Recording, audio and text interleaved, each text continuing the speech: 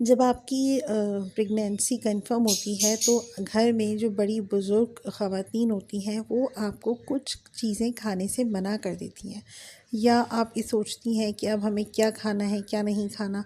तो उसमें एक चीज़ है जिसे हम पपीता कहते हैं, पपाया। इसकी पिक्चर भी यहाँ मौजूद है, आप देख सकती हैं राइट साइड के ऊपर कॉर्नर पे।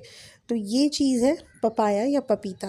ये चीज़ प्रेगनेंसी में औरतों को खाने को मना कर दी जाती है। उर्दू में इसको पपीता कहते हैं, आपकी लैंग्वेज में इसको क्या कहते हैं मुझे कमेंट में बताइएगा।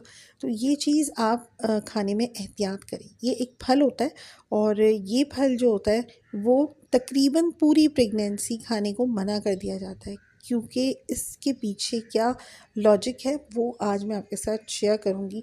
छोटी सी वीडियो है, एंड तक देखिएगा। अगर आप एक लड़की हैं, खातून है, प्रेगनेंसी में है या प्रेगनेंसी जर्नी की तरफ जा रही हैं, तो इस चैनल को सब्सक्राइब कर लें, क्योंकि इस चैनल पे बहुत सारे इश्यूज़ के बारे में मैं आपको गाइड करूँगी जो प्रेगनेंसी से रिलेटेड हैं।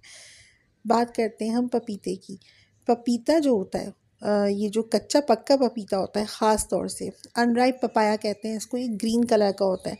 ख़ास तौर से ये खाना तो आपने बिल्कुल भी नहीं है। इसकी स्मूदी नहीं पीनी, इसको किसी भी फॉर्म में नहीं खाना, क्योंकि ये फल जो अनराइप पपाया होता है, 2 रीज़न की वजह से मना किया जाता है। पहला रीज़न तो ये है कि इसके अंदर लेटेक्स नाम का कंपाउंड मौजूद होता है, जो आपकी यूट्राइन कॉन्ट्रैक्शंस को बढ़ा देता है।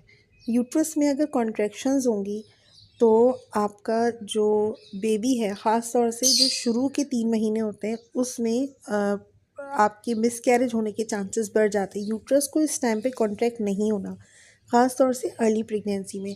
और इवन कि आगे की प्रेगनेंसी में भी यूट्रस का कॉन्ट्रैक्ट होना आपकी प्रेगनेंसी को स्पेल आउट कर सकता है, बाहर निकाल सकता है।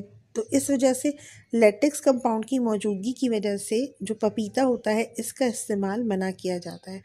दूसरा रीज़न ये है कि इसके अंदर पावरफुल प्रोस्टाग्लैंडिन नाम के कंपाउंड जो होता है वो ये बॉडी को भेजता है।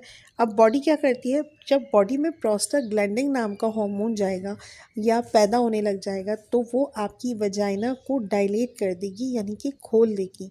अब क्योंकि आपकी प्रेगनेंसी चल रही है तो आपकी वजाइना का डायलेट होना इस वक्त कोई मायने नहीं रखता। ख़ास तौर से जो शुरू की 3 या 4 महीने होते हैं, इसमें आपकी वजाइना को डायलेट नहीं होना चाहिए। लेकिन जब आप पपीता खाती हैं तो प्रोस्टाग्लैंडिन नाम का हार्मोन पैदा होता है जो आपकी वजाइना को डायलेट करता है और आपकी प्रेगनेंसी स्पेल आउट हो जाती है, यानी अबॉर्शन हो जाता है या मिसकैरेज हो जाता है। तो ये जो प्रोस्टाग्लैंडिन नाम का हार्मोन है, इसकी जो ज़रूरत होती है वो डिलीवरी के टाइम पे होती है, ताकि आपकी वजाइना डायलेट होकर ओपन हो जाए। अब जब ये प्रोसेस आपका प्रेगनेंसी में हो रहा है या अर्ली प्रेगनेंसी में हो रहा है, तो फिर आप सोचें क्या होगा। तो इसीलिए ये 2 रीज़न्स होते हैं जिसकी वजह से आपको पपीता खाने में एहतियात कही जाती है, मना कर दिया जाता है।